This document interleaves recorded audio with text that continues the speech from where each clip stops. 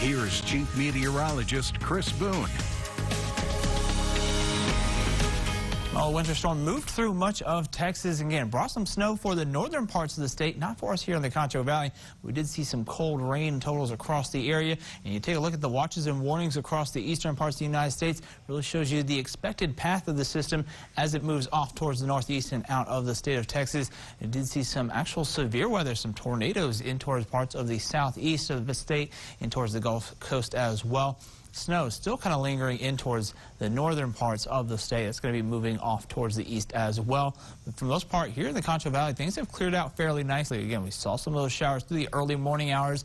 A few lingering showers into the early afternoon. Those have since fizzled out. We're going to continue to dry things out as we go into the overnight hours. Just going to hang on to some of that cloud coverage thanks to, again, that increased moisture. Again, the rain totals for the most part hovering right around ½ an inch. We got that out at the airport, just over ½ an inch. Same with El Dorado, Menard, just under ½ an inch. So again, for the most part, anyone ranged into that about ½ an inch range. Again, some of the eastern and northeastern counties did get over ½ an inch and just shy of an inch for areas like Ballinger and Coleman. So again, seeing a little bit more of those heavier showers, but you can see how widespread the system was as it kind of moved across the Concho Valley, bringing some very beneficial rain for some of the first measurable rainfall of 2023. Much cooler temperatures behind that front. Again, 43 degrees right now in downtown San Angelo.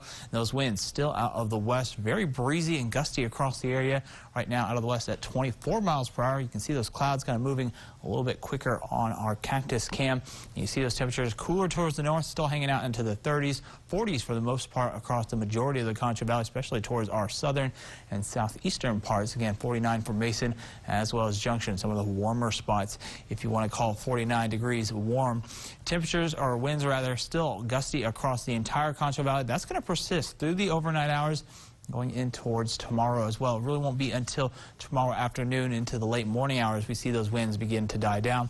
Temperatures drop down to below freezing, 30 degrees, still drying out. We'll be looking at mostly clear skies with temperatures into the low 50s for us tomorrow. And those winds start to take a bit of a break, but they will stay out of the northwest. And then we'll, again, see them kind of continue into the morning hours. By the lunchtime, we start to see them kind of die back down into the teens.